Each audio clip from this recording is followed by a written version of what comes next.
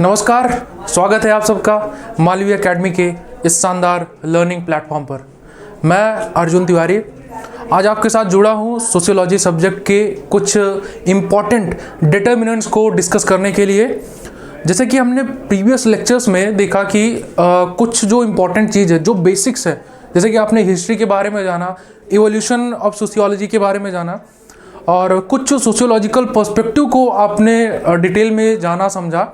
वैसे ही कुछ एक पार्टिकुलर टाइप के जो है कॉन्सेप्ट से रिलेटेड थ्योरेटिकल पर्सपेक्टिव को आज हम डिस्कस करेंगे।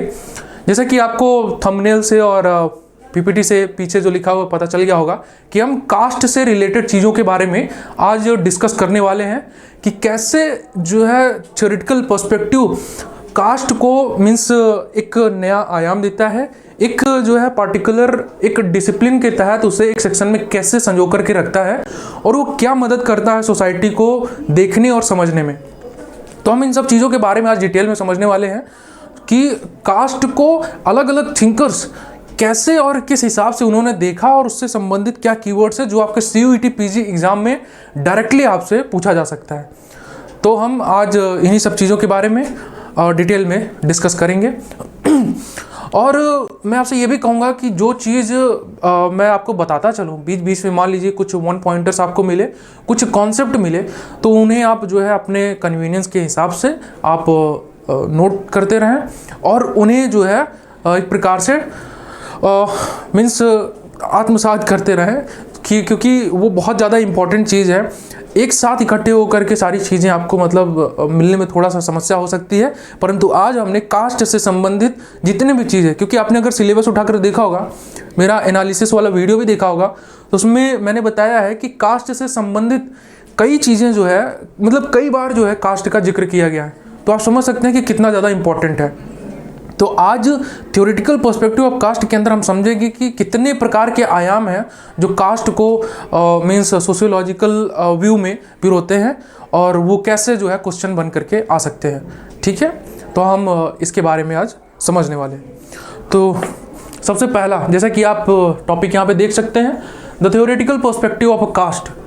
देखिए, कास्ट और क्लास दो चीज़ होती है जिसमें मतलब स्टूडेंट्स को बहुत ज़्यादा एक प्रकार से कन्फ्यूजन होती है बहुत इनिशियल लेवल पर, परंतु अगर आप सोशियोलॉजी के पहले स्टूडेंट रहे होंगे तो आपको एक आइडिया होगा, इवन इकोनॉमिक्स के भी स्टूडेंट अगर आप हैं तो आपको आइडिया होगा कि क्योंकि इकोनॉमिकल थ्योरीज़ वगैरह में क्लास को काफ़ी डिटेल में बताया जाता है। उसमें कैपिटलिज्म की आइडिया और उसकी जो है आइडियोग्राफी के बारे में अच्छे से डिफाइन किया जाता है। तो हम आज उसी पर चर्चा करेंगे कि जैसे मान लीजिए कास्ट सिस्टम है। अगर मैं आपसे पूछूं कि कास्ट सिस्टम किसे कहते हैं, तो हो सकता है कि आपका सिंपल सा एक ये उत्तर हो कि भाई जो है जो एक आपने बचपन से एक थ्योरी पढ़ी हुई है कि ब्रह्मा जी के जो है भुजाओं से, सर से, पैर से और जंघों से जो अलग अलग चार प्रकार के जो मतलब लोग डिराइव होते हैं, उन्हीं को जो है मीन्स कास्ट सिस्टम के अंदर रखा जाता है, जिसे हम कहते हैं कि ब्राह्मण, क्षत्रिय, शूद्र, वैश्य, ये जो मतलब लोग हैं, मतलब ये जो चार प्रकार के डिवीज़न है, यही है मतलब कास्ट सिस्टम के अंदर आता है। परंतु आपका ये उत्तर सही है, परंतु ये टोटलिटी में ये पूरी तरीके से नहीं है। अब जैसे मैं आपको बताऊं, कास्ट असल में कुछ ओरिजिनेशन नहीं है। अच्छा, ये भी आपको पता होना चाहिए कि कास्ट क्या मतलब ये शुरुआत से था, क्या अभी आया? तो ये सब चीज़ें जो है हम मतलब इसके बारे में जानेंगे, समझेंगे। अब जैसे मान लीजिए कास्ट के बारे में एक मतलब भ्रांति होती है कि ये मतलब हमेशा से ही रहा है, परंतु ऐसा नहीं है। जो चार प्रकार के अभी हमने डिवीज़न की बात की, वो असल में वर्ण सिस्टम होते हैं। वर्ण सिस्टम का एक प्रकार है, एक डिवीज़न है, जो कि कर्म के आधार पर इंसानों को चार प्रकार के जो है मीन्स कह सकते हैं कि सब ग्रुप के अंदर डिवाइडेड है, जिसमें जो व्यक्ति ज्ञान देने, ज्ञान सीखने और ज्ञान के आसपास ही रहने की परंपरा में रहता है, उसे ब्राह्मण कहा गया है।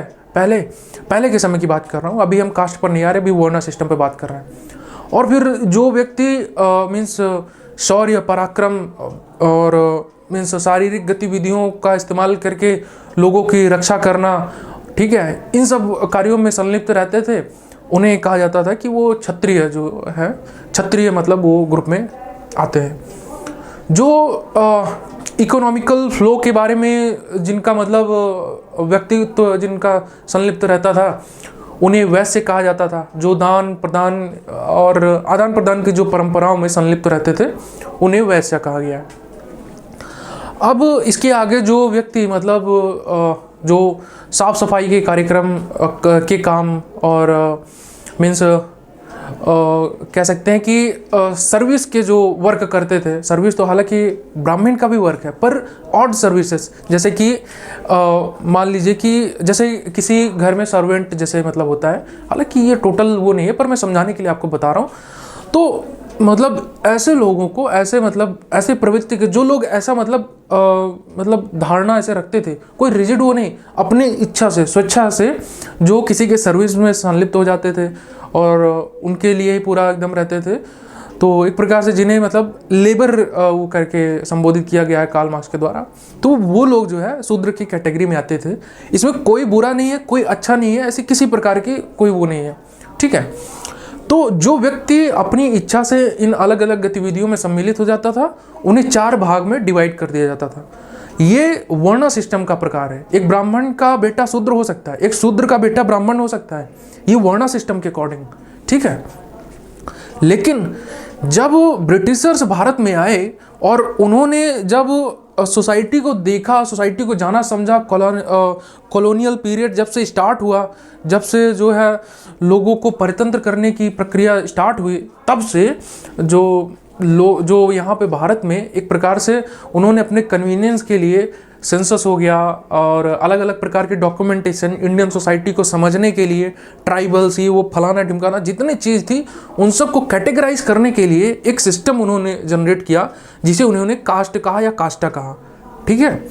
वही कास्टा का सिस्टम जो है उन्होंने मतलब प्रचलित कर दिया और वही प्रचलन से जो है धीरे धीरे सोसाइटी में मतलब कह सकते हैं कि एक इस्टेब्लिशमेंट डेवलप हुआ एक कॉन्सेप्ट का, जिसे आज हम कास्ट सिस्टम के नाम से जानते हैं। तो आप समझ गए होंगे कि कास्ट और वर्ण में क्या डिफरेंस है। ये जो मैंने आपको एक थ्योरी बताई कि कास्ट का क्या कैसे है, ये मतलब कास्ट का यहाँ से मतलब ओरिजिनेशन हुआ और ये चीज़ ऐसे है, ये एक थ्योरी है, इसके बारे में हम अभी डिस्कस करेंगे। ये एक थ्योरेटिकल पर्सपेक्टिव है कास्ट का। तो हम आज जो हमारे पास 12 थ्योरेटिकल पर्सपेक्टिव है, ये उसमें से एक पर्सपेक्टिव है, तो हम ये उस पर डिस्कस करने वाले हैं, ठीक है। तो आपको एक बेसिक अंडरस्टैंडिंग हो गई होगी। अब हम बात करें कि मतलब जैसे हमने कहा कि कास्ट सिस्टम का यहाँ पर मतलब ओरिजिनेशन यहाँ से हुआ और इसकी जो है प्रवृत्ति धीरे धीरे बढ़ती गई। अब और भी चीज़ें, जैसे ब्राह्मण के अंदर जो अलग अलग प्रकार की प्रैक्टिसेस में संलिप्त रहते थे, वो उनको एक अलग उनका ग्रुप डिवाइड हो गया। जो गृहस्थ जीवन में रहते थे उनका अलग ग्रुप डिवाइड हो गया। इसी प्रकार से 50 ऐसे डिवीज़न हो गए और उन्हीं डिवीज़न के अंदर परंतु कंसीडर किस में किए जाते हैं, ब्राह्मण के अंदर। और ये चीज़ जो है पहले जो अचीव्ड स्टेटस के तहत होती थी, अब वो एस्क्राइब्ड स्टेटस, यानी कि पहले जो आप ज्ञान अर्जित करके आप ब्राह्मण बनते थे, अब वह चीज़ जो है आपके पुत्र या पुत्री बनने के साथ ही आपको जो है ब्राह्मण का टैग दे दिया जाता है। तो ये चीज़ है कास्ट सिस्टम के अंदर। कास्ट को जो हम डिटेल में पढ़ेंगे तब हम जानेंगे। हम ये हमारे मतलब एम.एन. श्रीनिवास जो एक इंडियन थिंकर हैं, जी.एस. घुरे एक इंडियन थिंकर हैं, जब हम इन सब को पढ़ेंगे डिटेल में, जब इंडियन थिंकर्स का जब हम पढ़ाई करेंगे और बाकी कास्ट सिस्टम को जब हम सिलेबस के पॉइंट ऑफ व्यू से और डिटेल में जानेंगे समझेंगे, तब हम आपको बताएंगे कि इसके क्या क्या डिट्रीमेंट्स होते हैं, जी.एस. घुरे ने कैसे देखा, एम.एन. श्रीनिवास, लुई ड्यूमॉन्ट और बहुत सारे लोगों के बारे में जानेंगे समझेंगे। आज हमारी कोशिश है कि कास्ट को जानने समझने का, जैसे सोशियोलॉजी को जानने समझने का एक तरीका है, एक व्यू पॉइंट है, एक डायरेक्शन है, वैसे ही कास्ट को जानने समझने का जो व्यू पॉइंट है, जो क्वेश्चन आपके एग्जाम में डायरेक्टली पूछ लिया जाता है, और अगर आपको थ्योरेटिकल पर्सपेक्टिव उसका नहीं पता है तो बहुत ज़्यादा समस्या हो जाती है। आप देखेंगे कि कितनी इंपॉर्टेंट चीज़ आज हम डिस्कस करने वाले हैं। तो यही है कि आज जो हम डिस्कस करने वाले हैं वो एक दृष्टि एक बनाने वाले हैं कि कैसे जो है कास्ट सिस्टम को अलग अलग थिंकर्स ने देखा और किस हिसाब से हम उसे सोच समझ सकते हैं। इसमें कुछ भी गलत या कुछ बुरा नहीं है, कुछ अच्छा या बुरा इसमें कोई वो नहीं है। ये धारणाएं हैं, ये चीज़ें हैं। अंबेडकर जी ने कैसे देखा, घुरे ने कैसे देखा, इन सब चीज़ों को हम आज अच्छे से समझने वाले हैं। तो चलिए शुरुआत करते हैं theoretical perspective of a caste. अब कास्ट के थ्योरेटिकल पर्सपेक्टिव में सबसे पहला जो आता है वो स्ट्रक्चरल फंक्शनल पर्सपेक्टिव है। इस स्ट्रक्चरल फंक्शनल पर्सपेक्टिव में जैसे कि आपको पहले ही पता होगा कि हम स्ट्रक्चरल फंक्शनल पर्सपेक्टिव के बारे में सोशियोलॉजी से संबंधित चर्चा कर चुके हैं कि स्ट्रक्चरल फंक्शनल क्या होता है। असल में ये फंक्शनल पर्सपेक्टिव है। जब एक सोसाइटी के अंदर अलग अलग स्ट्रक्चर बने हुए हैं, इंस्टीट्यूशन बने हुए हैं, मैरिजेस का फॉर्म बना हुआ है, फैमिली की स्ट्रक्चर डिफाइंड है, मतलब हर एक सोसाइटी का अपना एक मतलब स्ट्रक्चर पहले से बना हुआ है, तो वो कैसे एक दूसरे को मीन्स कॉम्प्लीमेंट करते हैं, कैसे एक दूसरे को के फंक्शन को सपोर्ट करते हैं, हम इन सब चीज़ों के बारे में पहले ही डिस्कस कर चुके हैं। तो उन्हीं चीज़ को कास्ट सिस्टम पर भी हम अप्लाई करते हैं कि ब्राह्मण जाति का, अब जैसे आपने सुना होगा कि जो विलेज होते हैं, एक कोई हिस्टोरियन थे, अगर आपने हिस्ट्री पढ़ा होगा तो एक हिस्टोरियन थे, उन्होंने कहा था कि Indian village are little republics, यानी वो अपने आप में पूर्ण होते हैं। वो अपने यहाँ पे एक मुखिया भी चुन लेते हैं वहाँ पे, और वहाँ पे अलग अलग प्रकार के जो है ज़रूरत के लोग भी मिल जाएंगे। एक गांव के अंदर आपको एक वैद्य मिल जाएगा, एक व्यापारी मिल जाएगा, एक व्यक्ति ऐसा मिल जाएगा जो सारे मतलब कह सकते हैं कि सारे प्रकार के जो है जुगाड़ उगाड़ के बारे में जानता होगा। एक होगा जो आपको मैकेनिक मिल जाएगा, एक इलेक्ट्रिशियन मिल जाएगा, हर चीज़ वहाँ पर अवेलेबल रहती है। तो उन सारे सिस्टम का कैसे वो मतलब वहाँ पर रहता है। जो इलेक्ट्रिशियन है उससे कह सकते हैं कि उसे जो है कीटनाशक और इनसे संबंधित चीज़ों के बारे में नहीं पता, उसे बीमारियों के बारे में नहीं पता, तो कौन उसकी मदद करता है? एक वैद्य करता है। वैद्य को इलेक्ट्रिसिटी से संबंधित चीज़ों के बारे में नहीं पता, लाइट से संबंधित कोई चीज़ खराब हो गया, कुछ बन गया, तो उसको कैसे वो ठीक करेगा। तो कहने का मतलब है ये एक दूसरे की जो है हेल्प करते हैं। इस गांव के अंदर जो पूरा मतलब सारा कुछ बना हुआ है, अलग अलग लोग हैं, अलग अलग एक्सपर्टीज़ वाले लोग हैं, वो एक दूसरे की मदद करके इस पूरे स्ट्रक्चर को फंक्शन कराते हैं, और इसी को हम जो है वन लाइन में structural functional perspective of caste system कहते हैं। ठीक है, वही चीज़ यहाँ पे लिखी भी हुई है। इसे दिया किसने था स्ट्रक्चरल फंक्शनल थ्योरी के बारे में? लुई डिमॉन्ड ने दिया था, याद रखिएगा। लुई डिमॉन्ड ने दिया था इन इस बुक होमो हायरार्कस। ये ध्यान रखिएगा, ये किताब डायरेक्ट पूछ लेता है नाम। होमो हायरार्कस में इन्होंने बताया था कि explain the caste system as a hierarchical order on the based of principle of purity and pollution is the keyword. आपको याद रखना है कि किसने प्योरिटी एंड पोल्यूशन को कास्ट का एक डिटर्मिनेंट मान करके एक्सप्लेन किया है स्ट्रक्चरल फंक्शनल पर्सपेक्टिव में। ठीक है, तो ये आप ध्यान में रखिएगा। प्योरिटी एंड पोल्यूशन का जो कॉन्सेप्ट है ये कास्ट सिस्टम में बहुत वैलिडली अप्लाई होता है। ठीक है, और यही एक मतलब थॉट प्रोसेस है जिसके आधार पर गांधी जी ने भी मतलब कहा कि जो मतलब जो सो कॉल्ड शूद्र जाति के हमारे बंधु हैं, उन्हें अपनी जीवनचर्या को ठीक करने की आवश्यकता है, उन्हें अपनी जो है जीवनचर्या को शुद्ध बनाने की आवश्यकता है, ताकि जो अलग अलग जो मतलब पहले से कास्ट प्रिवेलेंट हैं वो उन्हीं के अकॉर्डिंग मतलब जितना रिस्पेक्ट वो सोसाइटी में पाते हैं, जिस हिसाब से वो उनका वर्क होता है, उन्हीं के हिसाब से आपको भी मतलब ट्रीट किया जाए। तो उन्होंने प्योरिटी एंड पोल्यूशन को गांधी जी ने जैसे एक प्रकार से बताया था, परंतु जहाँ पर आ जाए कि हायरार्की के आधार पर प्योरिटी एंड पोल्यूशन का एक प्रिंसिपल है जो कास्ट सिस्टम के अंदर आता है, इसे किसने दिया था?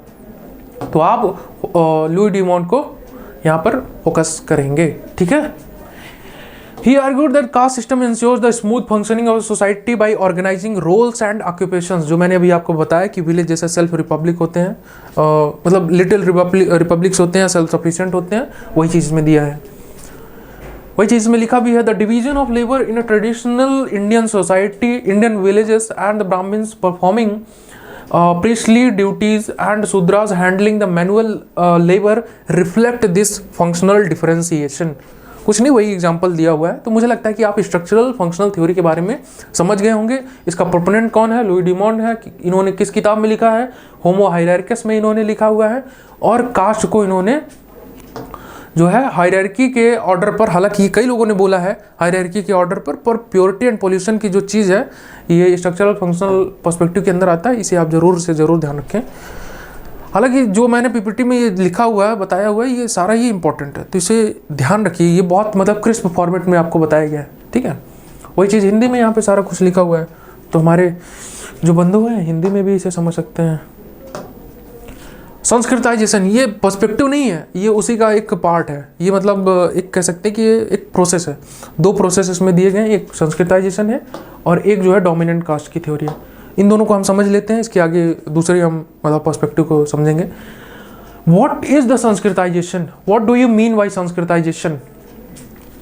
Sanskritisation is the concept where it dealt with a situation, a process where the people, the so-called people of downtrodden society and the lower caste people and the so-called lower caste people try to imitate the working style of the everyday working style of the so-called upper people in society to get the equal opportunity and the equal level of respect in the whole social system। मतलब कहने का अर्थ ये है कि Sanskritisation एक concept है जिसे M.N.. Srinivas ने एक किताब लिखी थी, द रिमेंबर्ड विलेज। अब ध्यान रखें, द रिमेंबर्ड विलेज इनकी किताब है, remembered village, the remembered village. इसमें इन्होंने बताया कि कैसे जो है एक मतलब ये अच्छा ये नाम क्यों दिया उन्होंने द रिमेंबर्ड विलेज? ये एक स्टडी करने गए थे रामपुरा एक जगह। असल में रामपुरा कोई जगह नहीं है, लेकिन उन्होंने आपके रिसर्च एथिक्स एक आपके सब्जेक्ट में है, तो रिसर्च एथिक्स ये कहता है कि आप रियल नेम और आइडेंटिटी आप किसी भी जगह की, किसी भी व्यक्ति की, रिसर्चर सब्जेक्ट की आप रिवील नहीं कर सकते हैं, नहीं करना चाहिए। तो इसी वजह से उन्होंने उसका नाम चेंज करके रामपुरा कर दिया। और जब ये पूरे अपना रिसर्च करके वापस आ रहे थे, मतलब रिसर्च कर लिया था पूरा सारा कुछ, इन्होंने डॉक्यूमेंट कर लिया था, तो जिस जगह पे इन्होंने रखा था, मतलब जिस जगह पर इन्होंने अपनी सारी डॉक्यूमेंट रखा था, वो असल में एक एक्सीडेंट हुआ। और उस एक्सीडेंट में हुआ क्या कि आग उग लग गई थी, तो उस एक्सीडेंट में सारे उनके डिटेल्स जो थे वो जल गए। तो उनको जो जो याद था उसी के आधार पर उन्होंने अपने जो है पूरा मतलब फिर उन्होंने लिखा, तो उसी के आधार पर ये नाम बन गया। उन्होंने नाम रखा अपने किताब का द रिमेंबर्ड विलेज, ठीक है। उसी में उन्होंने ये संस्कृताइजेशन इस सब का कॉन्सेप्ट दिया।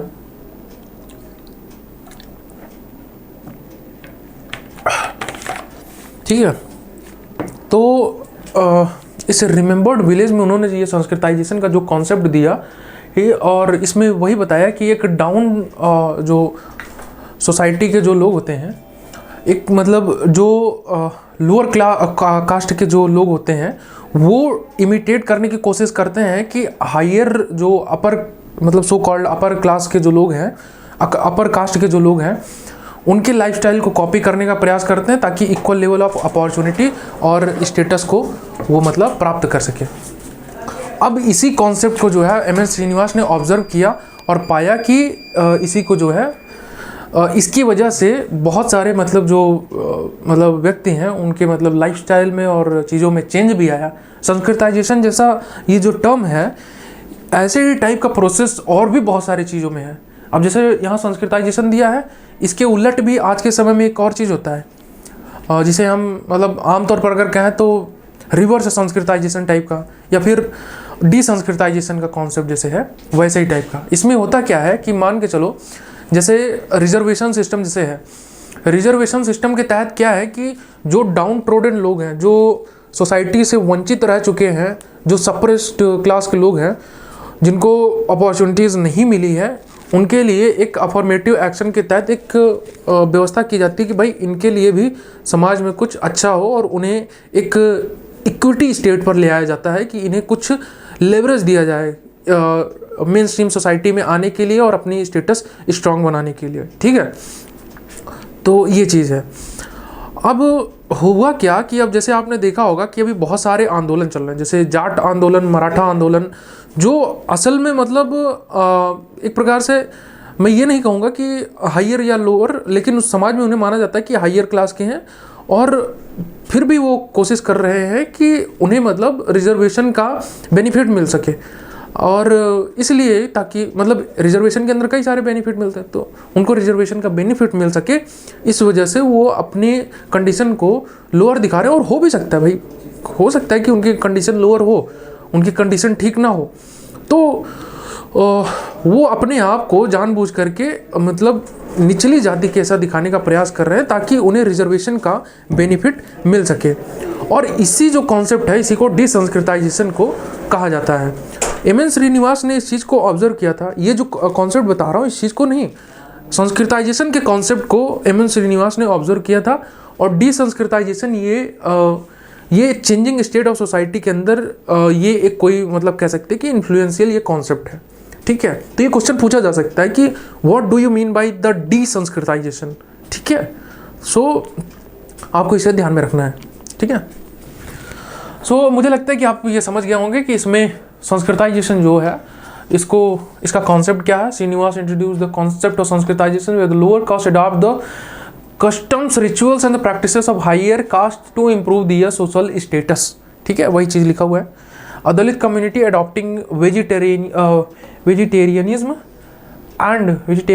And wearing sacred threads to emulate brahmanical practice in Karnataka. ये मीन्स एक स्टडी थी, उसमें इन्होंने मतलब इसके बाद ये उदाहरण के तौर पर बताया गया। ठीक है, ये संस्कृताइजेशन का कॉन्सेप्ट है। अब इसके आगे बढ़े तो डोमिनेंट कास्ट की एक कॉन्सेप्ट है जो कि एम.एन. श्रीनिवास ने दिया था। What do you mean bye dominant caste. देखिए, डोमिनेंट कास्ट मीन्स यहाँ पर भले ही ये डोमिनेंट कास्ट लिखा हुआ है पर यहाँ पर कास्ट से संबंधित यहाँ पर चीज़ें कुछ इतर हैं। ये कॉन्सेप्ट एम.एन. श्रीनिवास का है। इसमें ये कहते हैं कि 3 कंडीशन जो फॉलो करे वो डोमिनेंट कास्ट की कैटेगरी में आ जाता है और इसमें हायरार्की या फिर इस सबसे उतना ज़्यादा मैटर नहीं करता है। ठीक है, तो सबसे पहला क्या है डोमिनेंट कास्ट का, देखो जैसे यहाँ पे दिया गया है social economic and political power, मतलब पॉलिटिकल रिप्रेजेंटेशन हो, सोशल में पॉपुलेशन अच्छी खासी हो, पॉपुलेशन होल्ड अच्छी खासी हो। तीसरा जो है इकोनॉमिकल स्टेटस अच्छा हो, यानी वेल्थ हो, इकोनॉमिकल स्टेटस गुड होना चाहिए, इकोनॉमिकल स्टेटस।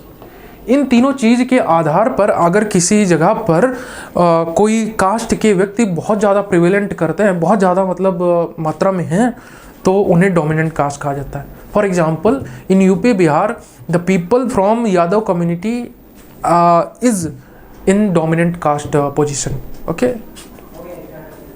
ठीक है, ये देखो यहाँ पे ये भी दिया है, देखो जैसे Jat in Haryana and Marathas in Maharashtra act as the dominant caste due to their control over land and the political clout.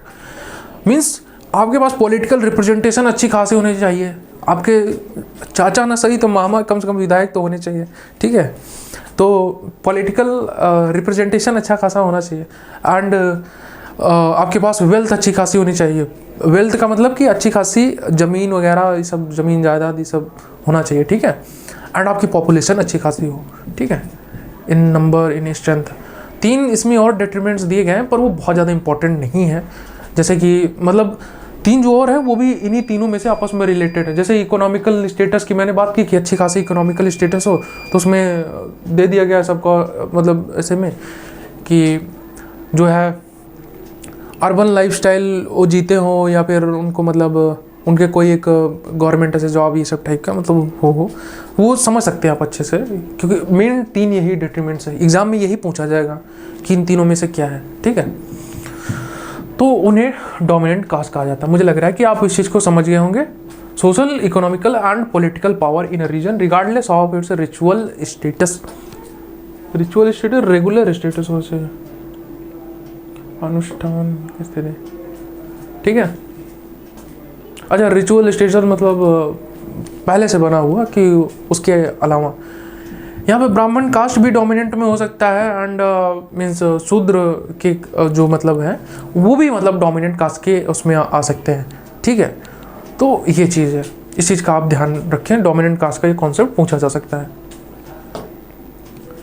Marxist perspective, अब दूसरा जो है पर्सपेक्टिव, पहला आपने पढ़ा स्ट्रक्चरल फंक्शनल पर्सपेक्टिव एंड ये दूसरा जो है मार्क्सिस्ट पर्सपेक्टिव। ठीक है, तो इसके बारे में हम समझते हैं। देखिए मार्क्सिस्ट पर्सपेक्टिव, जैसे मैंने पिछली क्लास में आपको बताया था कि इसे मार्क्सिस्ट पर्सपेक्टिव माना जाता है उन्हें जो कि हर चीज़ को एक्सप्लॉयटेशन एंड एक्सप्लॉइटर के कंडीशन मीन्स व्यू पॉइंट से चीज़ों को देखते समझते हैं। तो वही है, तो उन्हीं को जो है मीन्स मार्क्सिस्ट पर्सपेक्टिव वाले लोग कहा जाता है।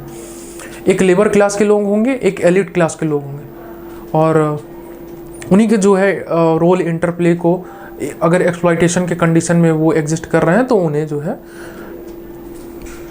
मार्क्सिस्ट पर्सपेक्टिव व्यू पॉइंट से उन्हें मतलब देखा जाता है।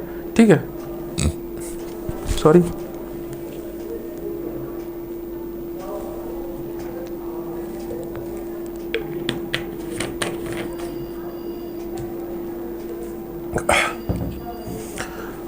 तो मार्क्सिस्ट पर्सपेक्टिव के इसमें जो है डीपी मुखर्जी जैसे यहाँ पे हैं, इनको आप ध्यान में रखें कि ये मार्क्सिस्ट पर्सपेक्टिव के जो है इन्होंने अपने आप को, डीपी मुखर्जी ने अपने आप को एक संज्ञा दी है मार्क्सिस्ट जो है सो है। इसकी आगे भी ये बढ़ गया है, ये अपने आप को मार्क्सोलॉजिस्ट कहते हैं, क्योंकि इन्होंने मार्क्सिस्ट पर्सपेक्टिव को इतनी ज़्यादा तरीके से आत्मसात कर लिया सोसाइटी के कास्ट स्ट्रक्चर को समझने के लिए कि इन्होंने अपने आप को संज्ञा दे दी मार्क्सोलॉजिस्ट। ध्यान रखिएगा, ये क्वेश्चन डायरेक्ट पूछा जा सकता है कि who among them have considered himself the Marxologist. ठीक है, so the answer will be DP Mukherjee, Marxologist. ठीक है, एंड AR देसाई, ये तो भाई पक्के मार्क्सिस्ट रहे हैं। इन्होंने सोसाइटी को रिवॉल्यूशन ये सब की नज़र से देखा और इंडियन इंडिपेंडेंस के ऊपर, अच्छा मैं AR देसाई के ऊपर हमारा एक लेक्चर भी होगा इंडियन थिंकर्स के सीरीज़ में, तो ठीक है, इनको हम डिटेल में समझेंगे। इन्होंने इंडिपेंडेंस ये सब के ऊपर भी काफ़ी चीज़ें लिखी हुई हैं, तो हम उसके बारे में समझेंगे और डिटेल में। जब चूँकि डीपी मुखर्जी के बारे में ज़्यादा कुछ दिया नहीं है, पर इनके बारे में ये ज़रूर ध्यान रखिएगा कि ये इन्होंने क्या दिया था और ये कौन से पर्सपेक्टिव के हैं। तो मार्क्सिस्ट पर्सपेक्टिव के अंदर मैंने आपको जैसे बताया कि कास्ट सिस्टम को ये कैसे ध्यान रखते हैं। अगर आप मान लीजिए कि कास्ट के ऊपर आप कुछ लिखने वाले हैं और कास्ट के ऊपर आप अच्छी अपनी समझ एक विकसित करने वाले हैं, तो आपसे मैं ये कहूँ कि आप जो है आप मीन्स एक्सप्लॉइटेशन वाली जो कंडीशन, देखो मार्क्स की जहाँ पे बात आ जाए वहाँ पे एक्सप्लॉइटेशन और ये चीज़ तो मतलब रहेगा ही रहेगा। एक लेबर क्लास, एक एलिट क्लास जो है लेबर क्लास का एक्सप्लॉइटेशन करेगा और उसी के आधार पर जो है मार्क्सिस्ट पर्सपेक्टिव रिफ्लेक्ट होगी। An extension of class exploitation where caste serve as a tool, caste serves as a tool for the economic dominance by the upper caste. They argue that the caste system masks class based operation under the guise of religious sanction. ठीक है, religious sanction इन सब के आधार पर marks को मानने वाले लोग जो मार्क्सिस्ट है वो ये मानते हैं कि शूद्रों का बहुत सालों से, बहुत सदियों से उनका ऑपरेशन होते हुए आया है और उनको जो है एक अच्छी इकोनॉमिकल स्टेटस नहीं मिल पाती है और उस इकोनॉमिकल स्टेटस को और मीन्स डिप्रेस्ड बनाए रखने के लिए रिलीजन एज अ टूल इस्तेमाल किया जाता है।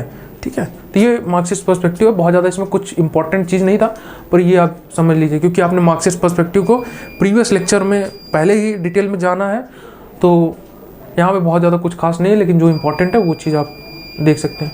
इसमें ही वही एग्जाम्पल दिया है, the economic exploitation of Dalit labourers by upper caste landlords in rural India demonstrate how caste class intersect. How caste class intersect. Class system के बारे में जैसे मैंने पहले ही बोला कि क्लास क्या है कि आपकी मतलब इकोनॉमिकल कंडीशन। अच्छा, यहाँ पे एक चीज़ और मैं आपको बता दूँ, जैसे क्लास है और कास्ट है, इन दोनों में एक चीज़ मतलब एक बहुत जो इम्पोर्टेंट अंतर है कि इसमें मोबिलिटी होती है और इसमें मोबिलिटी नहीं होती है, नो मोबिलिटी। ठीक है, इसमें मोबिलिटी का कोई स्कोप नहीं होता है। अगर आपके पास अच्छी खासी मतलब वेल्थ है, पैसा अच्छा खासा है, तो आप हायर क्लास में चले जाएंगे। अगर आपके पास पैसा नहीं है, आपके पास अच्छी मतलब जो है वेल्थ कुछ नहीं है, तो आप जो है लोअर क्लास में ही रहेंगे। फिर मिडिल क्लास की जो एक थ्योरी है, जो पेटी बुर्जुआ वाला जो कॉन्सेप्ट मैंने आपको बताया था, पासिंग कॉन्सेप्ट से मैंने आपको जो है डिस्कस किया था, वो रहेगा। कास्ट में मोबिलिटी नहीं होती है, इसमें थोड़ी मतलब एक समस्या वाली चीज़, मतलब इसमें मोबिलिटी का कॉन्सेप्ट ही मीन्स नहीं होता है। इसमें बस ये रहता है कि अगर आप किसी कास्ट में हैं तो वो मतलब जन्म जन्मांतर तक आप जो है एक ही कास्ट में जन्म जन्मांतर के भाई मतलब उसी जन्म में मतलब उसी कास्ट में आप जो है जीवन तक रहेंगे। जन्म जन्मांतर तो वो दूसरा चीज़ है, सॉरी। ठीक है, हाँ, तो ये मतलब एक जो है एक ये बहुत बड़ा इम्पोर्टेंट जो है डिफरेंस है इसमें। और ये इकोनॉमिक स्टेटस पर बेस्ड होता है, तो इसलिए अचीव्ड इसे कह सकते हैं एक प्रकार से, अचीव्ड स्टेटस को कॉम्प्लीमेंट करता है। डोंट वरी, जब हम स्टेटस का कॉन्सेप्ट पढ़ेंगे तो हम आपको बताएंगे अचीव्ड स्टेटस, स्क्राइब्ड स्टेटस, थोड़ा डिटेल में भी और ऐसे भी। और कास्ट जो है स्क्राइब्ड स्टेटस है, यानी कि ये पैदाइशी ही आपको मिल जाता है, जबकि इसे आप एक बार अचीव भी कर सकते हैं कि आप जो है लोअर कास्ट में क्लास में है तो आप अपर क्लास में जा सकते हैं। ठीक है, और जब मार्क्स की बात हो रही है तो मार्क्स ने क्लास के ऊपर बहुत सारी थ्योरी दी। क्लास के ऊपर क्लास स्ट्रगल का कॉन्सेप्ट दिया, और कैपिटलिज्म का कॉन्सेप्ट दिया, क्लास इन इटसेल्फ दिया, क्लास फॉर इटसेल्फ दिया। ठीक है, क्लास कॉन्शियसनेस क्या कैसे होता है, और क्लास का मीन्स चेंज कैसे हो सकता है। असल में भारत में कास्ट का सिस्टम ये, जैसे मैंने आपसे पहले बताया ना कि ये अंग्रेज़ों के आने के बाद जो है कास्ट का सिस्टम भारत में प्रिवेल हुआ। उससे पहले यहाँ पे वर्ण सिस्टम हुआ करता था। वर्ण सिस्टम ठीक ठाक था, क्योंकि आप किसी भी कुछ भी वर्क, अब जैसे अगर मैं बात करूँ तो जैसे सूरज सर हैं, तो सूरज सर को अगर मैं कहूँ कि वो एक टीचर हैं तो बिल्कुल इसमें कोई बुरी बात नहीं है ही टीचर वो। पर अगर मैं उन्हें ये कहूँ कि भाई वो एक किसी मतलब एक जाति से बिलोंग करते हैं, तो वो एक जो है दूसरी मतलब एक घृणित चीज़ होगी कि वो भाई ऐसे आप जो है डिस्क्रिमिनेट करके नहीं कह सकते।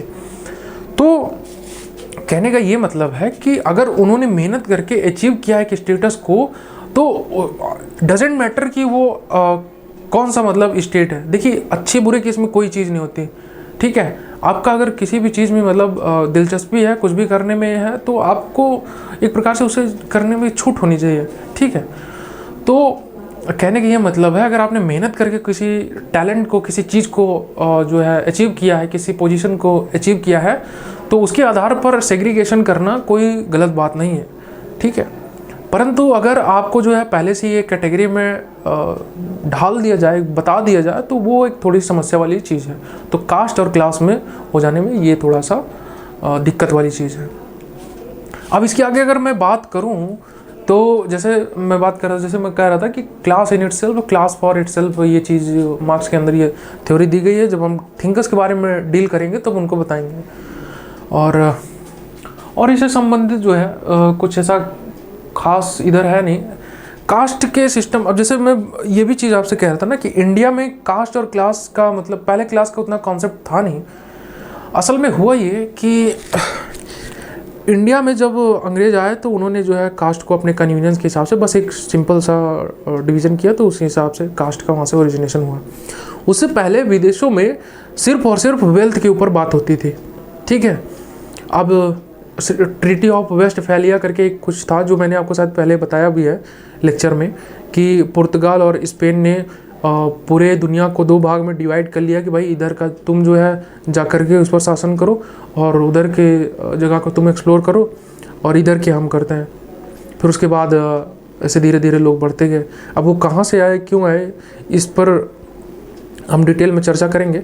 मतलब वो क्यों आए, ये क्योंकि एक थ्योरी का पार्ट है। मैक्स वेबर को जब आप पढ़ेंगे तो आप वहाँ पर एक जगह है, एक कॉन्सेप्ट है वहाँ पर, Protestant ethics and spirit of capitalism करके एक कॉन्सेप्ट है। तो उस कॉन्सेप्ट के अंदर बताया गया है कि कॉलोनियलिज्म की ये जो विचारधारा है ये कहाँ से उठ करके आई है। ठीक है, तो मैक्स वेबर के बारे में हम जब डिस्कस करेंगे तब हम डिटेल में आपको बता देंगे इसके कि ये कहाँ से आई है। तो कॉलोनियलिज्म स्टार्ट होने के पीछे कारण क्या था। अच्छा, कहेंगे कि अब क्लास का भी क्यों ही ओरिजिन हुआ। क्लास का ओरिजिन इसलिए हुआ क्योंकि जब रिवॉल्यूशन हुआ, मीन्स ये पुनर्जागरण जब हुआ, उसके बाद रिवॉल्यूशन हुआ, उसका अंततोगत्ता क्या बोलते हैं जो परिणाम निकला, तो उसमें हुआ ये कि एक मतलब एक स्टेटस पूरे सोसाइटी में बनाया गया कि अगर आपको मतलब अच्छे पोजीशन पर रहना है, अगर सोसाइटी में अगर आपको थोड़ा सा मीन्स टोटली स्टेबल होना है, तो आपको मीन्स आपके पास वेल्थ होनी चाहिए, आपके पास पैसा होना चाहिए। पैसे के आधार पर लोगों का डिवीज़न होने लगा कि कौन कितना क्या कैसे रहेगा। अच्छा, मैं आपको ये पूरा एक थ्योरी समझा देता हूँ, बता देता हूँ मैक्स वेबर वाली, तो आपको डिटेल्ड अंडरस्टैंडिंग होगी। हुआ ये कि जब पुनर्जागरण हुआ यूरोप में, तब वहाँ पर वहाँ के जो पोप वगैरह हुए हैं, उन लोगों के द्वारा जो ऑर्थोडॉक्सिकल चीज़ें थी उन सबको ओवरथ्रो कर दिया गया। कैल्विनिज्म का कॉन्सेप्ट आया। उसमें ये था कि आप जो है मतलब ईश्वर को खुश करने के लिए आपको कुछ करने की आवश्यकता नहीं है, आपको किसी चर्च में जाने की आवश्यकता नहीं है। आपको करना बस इतना है कि आप मतलब अनगिनत मेहनत करें और मतलब अपने आप को मेहनत में झोंक दे, और वही ईश्वर की जो है सबसे बड़ी पूजा होगी, और उससे जो वेल्थ मिले उस वेल्थ का इस्तेमाल करें और ज़्यादा वेल्थ को जनरेट करने के लिए। So that's what we call in a concept Protestant ethics and the spirit of a capitalism.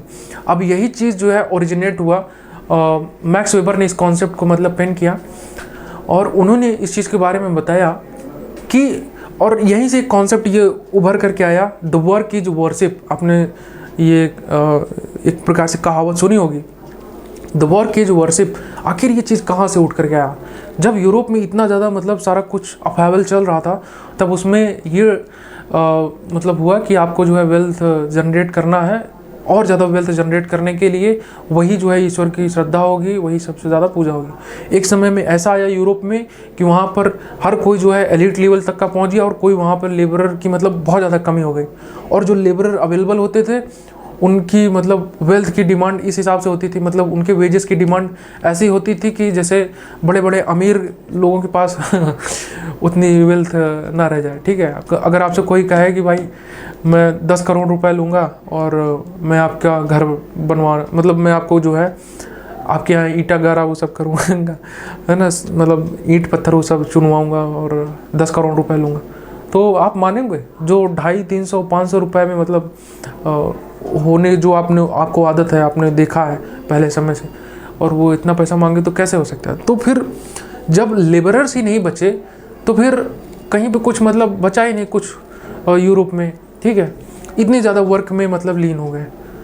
तब उसके बाद हुआ ये कि भाई अगर यहाँ पे वर्कर लेबर्स नहीं मिल रहे हैं, तो अब दुनिया को एक्सप्लोर करने के लिए जाना चाहिए, और दुनिया के अलग अलग कोने में भी तो बहुत सारे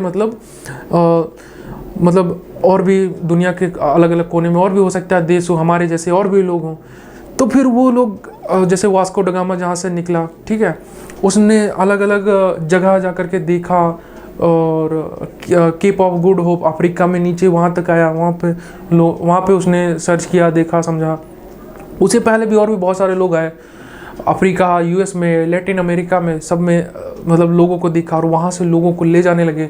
फिर देखा कि यहाँ पर तो कोई स्टेबल सोसाइटी नहीं है, कोई गवर्नमेंट नहीं है। जैसे हमारे यहाँ इम्परर है, पूरा सब कुछ है, हमारी इतनी मतलब स्ट्रॉन्ग होल्ड है, वैसे तो यहाँ पे कहीं पे है ही नहीं।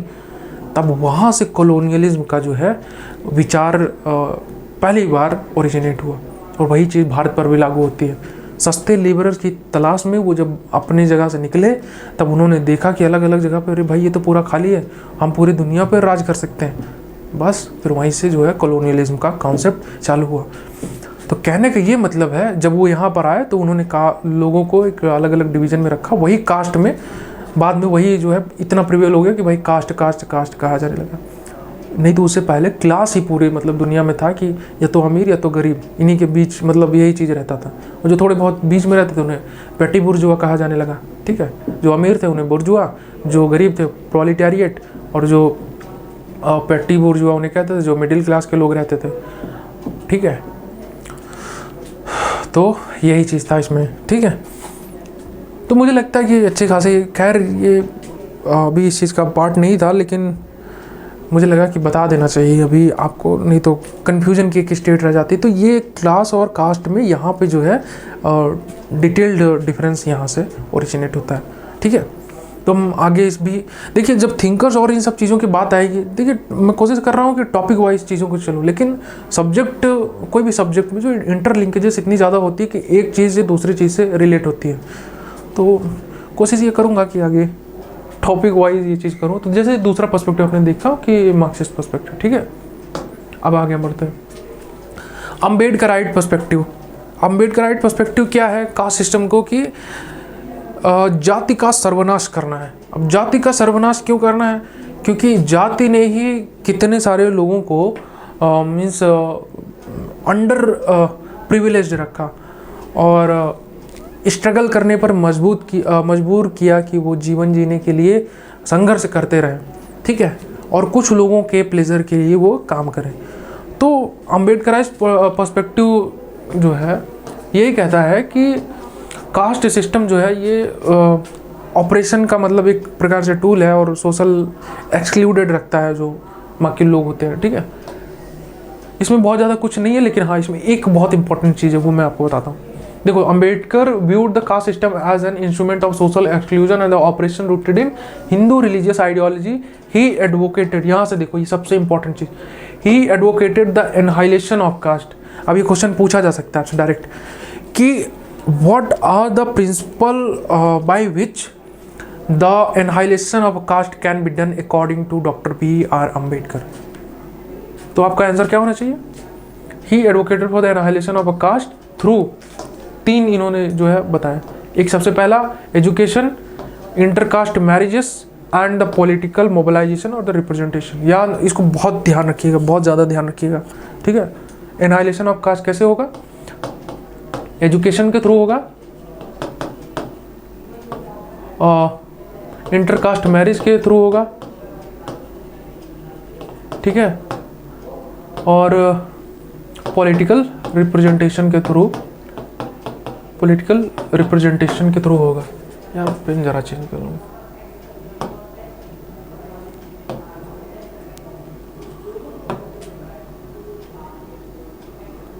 कौन सा पेन रखे हैं? चलो ये वाला, ठीक है।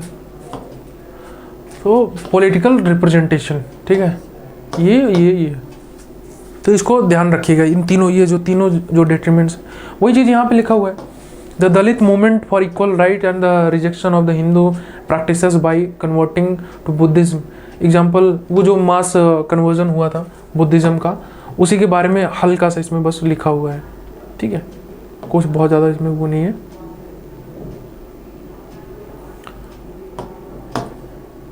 फिर से यार वही,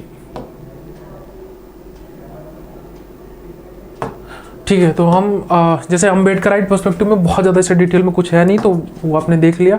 यही 3 चीज़ें, इन तीनों चीज़ों को बहुत ज़्यादा ध्यान से याद रखिएगा। बाकी नाम ही अम्बेडकराइट पर्सपेक्टिव है, तो आप इससे समझ रहे होंगे कि डॉक्टर बी आर अम्बेडकर द्वारा ही दिया गया होगा, ठीक है। एनाइलेशन ऑफ कास्ट इनकी किताब है, वो ध्यान रखिएगा। और इंडियन करेंसी के ऊपर इनका जो है रिसर्च रहा है, the status of Indian currency करके कुछ ऐसा इनका रिसर्च रहा है। तो ये भी ध्यान रखिएगा कि किस चीज़ पर इनकी रिसर्च रही है, ठीक है। कुछ इंडियन करेंसी कुछ करके ऐसे मतलब इनका था, रुपी कुछ करके था कि रुपी के ऊपर इनका कुछ रिसर्च हुआ था। तो वो ध्यान रखिएगा हल्का सा कि रुपीज़ के ऊपर इनकी जो है रिसर्च रही है, ठीक है। The value of Indian currency, Harvard school. तो खैर अगली पर्सपेक्टिव आती है थ्योरी की, इसमें सोशल एक्सचेंज थ्योरी। जैसे मैंने पहले इस चीज़ को बताया हुआ है। अगर देखिए प्रीवियस वाला अगर आपने लेक्चर देखा होगा सोशियोलॉजिकल पर्सपेक्टिव का, तो बहुत सारे जो है पर्सपेक्टिव आपको वहीं से यहाँ आप देखते हैं सर सोशल एक्सचेंज थ्योरी दिया गया है, तो हमको इसमें बताइए कि कॉस्ट बेनिफिट जो रिलेशन है वो कहाँ पे है, रिवॉर्ड एंड पनिशमेंट की चीज़ कहाँ पे है, वो चीज़ हमको मतलब इसमें बताइए। तो देखिए इसमें दिखा ही हुआ है कहीं पर, through the social exchange interaction with reciprocal relationship, ठीक है, ठीक है। सोशल एक्सचेंज थ्योरी का जहाँ पे बात आ जाए वहाँ पर आप समझ लीजिए कि आदान प्रदान की जो है चीज़ों के बारे में बोला जा रहा है। आदान प्रदान ये चीज़ के बारे में बात हो रही है, और मतलब एक प्रकार से बार्टर सिस्टम की जो है चीज़ है। तो इसको मानने वाले जो लोग हैं, जो सोशल एक्सचेंज थ्योरी को मानने वाले लोग हैं इन कास्ट सिस्टम, वो कहते हैं कि जो कास्ट सिस्टम प्रिवेल करता है ये मतलब एक दूसरे को कॉम्प्लीमेंट करने वाला। अब ये फंक्शनल उससे कैसे डिफरेंट है? फंक्शनल वाला वो जो चीज़ देखता है वो मतलब ओवरऑल सोसाइटी को एक मोबिलिटी के फॉर्म में देखता है।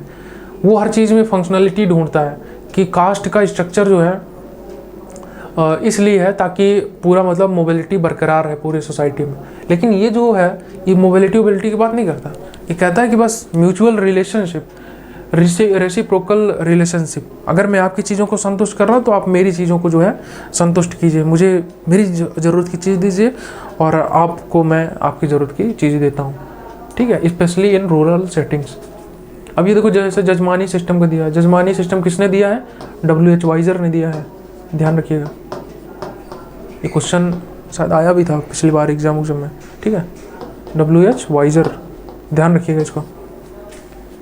तो खैर हाँ, जजमानी सिस्टम जैसे यहाँ पे हो गया, well lower caste provide service to the higher caste in exchange for the protection of economic support. वही चीज़ है जो अभी मैं आपको बताया कि भाई म्यूचुअल एक्सचेंज का, मैं आपके यहाँ जो है पूजा पाठ ये सब करा देता हूँ एंड आप जो है मुझे मतलब सोशल सिक्योरिटी प्रोवाइड कराइए, तो उदाहरण है, ठीक है। एथनोग्राफिक पर्सपेक्टिव, आंध्र बेटे, एथनोग्राफिक पर्सपेक्टिव जो है ये आंध्र बेटे का कॉन्सेप्ट है। इन पर इनका कहना था कि असल में एथनोग्राफी होता क्या है, किसी एक जो है सब्जेक्ट को लेकर के अच्छे से डिटेल्ड उस पर अंडरस्टैंडिंग करना, समझना एथनोग्राफी होता है। मैं पिछले शायद क्लास में इस चीज़ का जिक्र किया था पर बहुत ज़्यादा बताया नहीं था, तो मैं कोशिश करूँगा कि आपको जो है एक जो इससे संबंधित कीवर्ड वाले टर्म्स हैं वो मैं जो रेलिवेंट है उनको मैं आपको बताऊँ, उसमें से एथनोग्राफी है। इसमें कुछ वैसा खास है नहीं, पर आंध्र बेटे के द्वारा ये किया गया था, एथनोग्राफिक पर्सपेक्टिव का इस्तेमाल किया गया था ताकि वो अलग तरीके से सोसाइटी को समझ सकें। तो क्या है इसमें लिखा ही हुआ है सिंपल सा कि Beteille emphasise the importance of field work understanding. Field work के सबसे ज़्यादा प्रोपोनेंट कौन थे सबसे पहले भारत में? तो वो MN श्रीनिवास थे, ठीक है, ये ध्यान रखिएगा। फील्ड वर्क करने के लिए MN श्रीनिवास जो थे वो सबसे पहले उन्होंने फील्ड वर्क करना स्टार्ट किया था। वो अपने गुरु GS घुरे के स्टूडेंट थे ये MN श्रीनिवास, तो उनके चीज़ों को वो पूरी तरीके से फॉलो अप नहीं करते थे। उनका मानना था कि भाई जो है फील्ड वर्क करके ही रियल में सोसाइटी के कास्ट सिस्टम को समझा जा सकता है, ठीक है। Caste as a dynamic and evolving institution, he criticised viewing the caste as static hierarchy. Static hierarchy के रूप में कास्ट को देखना इन्होंने जो है प्रिफर नहीं किया था। And highlighted its regional variation and adaptability, ठीक है। देखो दो चीज़ होती है, एक एथनोग्राफी होती है, एक एथनोलॉजी होती है, ठीक है। तो इन दोनों चीज़ में अंतर बस ये होता है कि दो चार सोसाइटी को एक लेकर के पढ़ता है और एक जो है एक इंडिविजुअल सोसाइटी को लेकर के पढ़ता है। एथनो मेथोडोलॉजी क्या होता है, वो एक इंडिविजुअल के ऊपर मतलब वैसे वो लाइफ स्टाइल इस सबको डिटेल में पढ़ता समझता है और उस पर पूरा मतलब उसी के इर्द गिर्द रह करके सारा मतलब अपना लिटरेचर तैयार करता है, ठीक है। ये नहीं कि बैठ करके सिर्फ आम चेयर थ्योरी दे देना, वो सब नहीं होता, ठीक है। एग्जाम्पल यहाँ पे दिया, variation in caste practices between Tamil Nadu where the Brahmins dominate rituals and the Punjab where the Jat dominates economically, ठीक है। रीजनल वेरिएशन के आधार पर इन्होंने सिंपल सा आंध्र बेटे ने एक चीज़ बताया, जैसे इससे पहले जो थे उन्होंने कास्ट के ऊपर कुछ चीज़ों के बारे में बताया कि भाई ये हायरार्की है और प्योरिटी एंड पोल्यूशन के आधार पर सिंपल कास्ट को डिफाइन किया जाता है, स्ट्रक्चरल पर्सपेक्टिव है, ठीक है। पर इनका क्या कहना है कि जो कास्ट है वो स्टैटिक नहीं होता। यहाँ का ब्राह्मण हो सकता है कि वेजिटेरियन खाता हो, कहीं और का ब्राह्मण हो सकता है नॉन वेजिटेरियन खाता हो, ठीक है। तो ये कहते हैं कि ये डायनेमिक पर्सपेक्टिव है, आप इसको जनरलाइज करके नहीं रख सकते, ठीक है। अब उदाहरण के लिए यहाँ पे वही चीज़ यहाँ मेंशन है, variation in caste practices between Tamil Nadu and the Punjab, ठीक है, where the Jat dominate economically, और तमिलनाडु में जहाँ पे ब्राह्मण डोमिनेट करते हैं रिचुअल्स एंड इस सारे प्रैक्टिसेस के अंदर, ठीक है। तो ये छोटी छोटी चीज़ें आप ध्यान रखिएगा। जैसे आंध्र किसने बोला था कि सोसाइटी के कास्ट स्ट्रक्चर जो है वो डायनेमिक होता है? The answer is AB। Caste as a close system of stratification,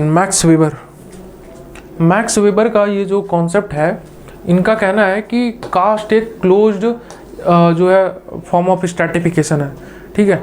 इसमें मीन्स इंक्लूजन या एक्सक्लूजन का कॉन्सेप्ट नहीं होता, ये बस अपनी एक सेल्फ सफिशिएंट सोसाइटी है, ठीक है।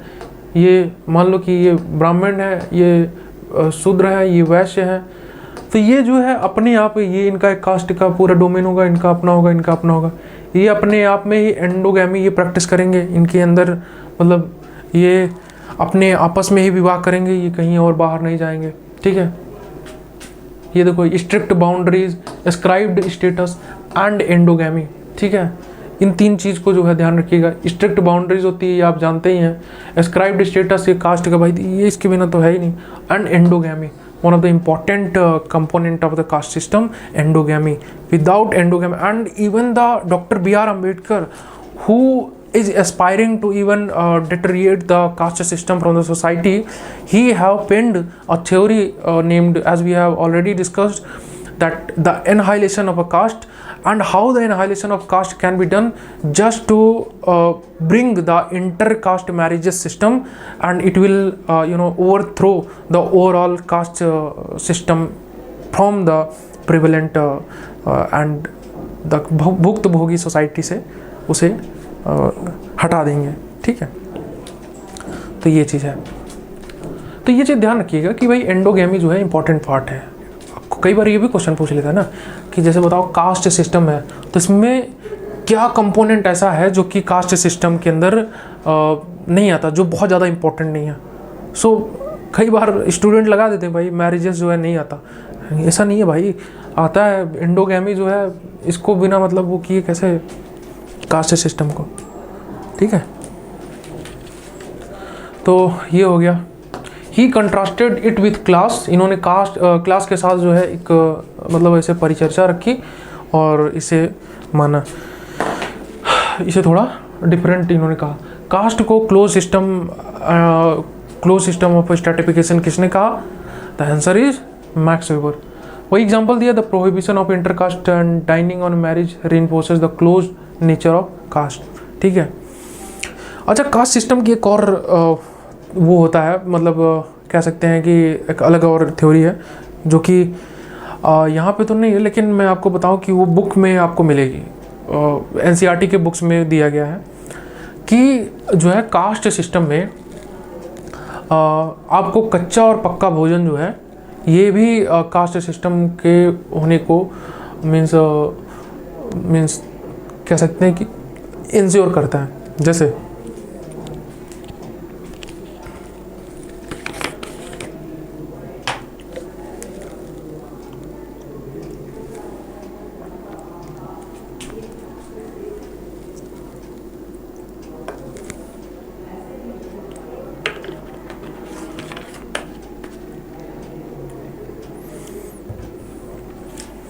तो कास्ट सिस्टम जैसे है, तो इसमें NCERT क्या कहता है कि अगर मान लीजिए कोई सो कॉल्ड निचली जाति का है तो वो raw format of food can be accepted by the upper cast, ठीक है। अगर मान लो कि लोअर कास्ट का कोई व्यक्ति है, वो रॉ फॉर्मेट ऑफ फूड जो है, मतलब जैसे धान, गेहूँ, चना, ये सब जो है अगर उगा करके अगर कोई निचली जाति का व्यक्ति है और वो अपर कास्ट के व्यक्ति को देता है तो अपर कास्ट का व्यक्ति उसे सहर्ष स्वीकार करेगा। परंतु अगर पका हुआ भोजन अगर निचली जाति का कोई व्यक्ति अगर अपर कास्ट को दे तो वो नहीं एक्सेप्ट करता है। तो कच्चा और पक्का भोजन में भी मतलब के आधार पर भी कास्ट का डिस्क्रिमिनेशन होता है। कास्ट की जो है डिस्क्रिमिनेशन की जो प्रैक्टिसेस है इनको माना जाता है, ठीक है। तो ये मैं नहीं कह रहा, ये NCERT आपकी बोलती है, तो इसका ध्यान रखिएगा। ये भी क्वेश्चन पूछ सकता है, can the discrimination of caste be prevail through the dining system, अगर इसका आप yes और no में उत्तर देते हैं, इसका क्वेश्चन असर्शन रीजन टाइप का भी बन के आ सकता है। सो हम प्रैक्टिस करेंगे इसका, जो क्वेश्चंस के हम काफ़ी प्रैक्टिस करेंगे। बहुत सारे प्रैक्टिस क्वेश्चन हमारे पास रहेंगे, हज़ारों में रहेंगे। सो डोंट वरी, उन सब में सब कवर हो जाएगा, ठीक है। जो भी मतलब पॉइंट इंपॉर्टेंट ऐसे लग रहे हैं, जो चीज़ें और भी थोड़ा डिटेल में होनी चाहिए, will do cover them in detail in the upcoming lectures. So मुझे लगता है कि ये कवर हो गया होगा आपको। ये ध्यान रखिएगा, ये डायरेक्ट स्टेटमेंट है, पर मुझे लगा कि इसमें जो है इंक्लूड करना चाहिए, so I did. Subaltern studies, what do you mean by the subaltern studies? This is one of the कह सकते हैं कि very highlighted subject in the upcoming era, means in the ongoing era, ठीक है। तो इसमें सबाल्टर्न पर्सपेक्टिव में ये चीज़ें हैं कि जैसे मान लो कि एक आइडिया, जैसे मान लो कि ये एक्चुअल में हिस्ट्री लिखने का एक तरीका है, जिसमें पुराने जो मतलब व्यक्ति होते थे, जैसे पुराने जो लोग होते थे, पुराने समय के जो हिस्टोरियंस होते थे, वो क्या करते थे कि वो जो व्यक्ति जीता हुआ है उसी के पर्सपेक्टिव से सारी चीज़ें लिखा करते थे, जो एलीट है उसके पर्सपेक्टिव से ही सारी चीज़ें लिखा करते थे, ठीक है। इतिहास उन्हीं के जो है नज़रों से लिखा जाता था। पर अब जो है, अब मतलब ये जो विचारधारा इमर्ज होकर के आई, ये कहती है कि इतिहास सिर्फ उन्हीं के नज़रिए से क्यों लिखा जाए, उन्हीं के नज़रियों से ही क्यों लिखना, ठीक है।